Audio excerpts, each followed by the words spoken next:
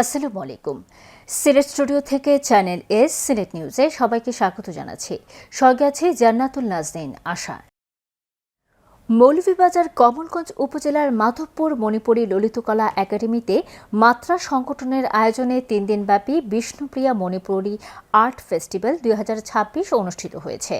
এতে photography, painting ও বিষ্ণুপ্রিয়া মণিপুরীর বিভিন্ন সাংস্কৃতিক অনুষ্ঠান অনুষ্ঠিত হয়। অনুষ্ঠানে উপস্থিত ছিলেন কমলগঞ্জ উপজেলা নির্বাহী অফিসার মোহাম্মদ আসাদুজ্জামান। এছাড়াও উপস্থিত ছিলেন মাত্রা সংগঠনের সদস্যবৃন্দ, মণিপুরী ললিতকলা একাডেমির নেতৃবৃন্দ সহ যুব সমাজ ও এলাকার বিশিষ্টজনেরা। এই আয়োজনের উদ্দেশ্য ছিল বিষ্ণুপ্রিয়া মণিপুরীদের কৃষ্টি কালচারকে সংরক্ষণ করা।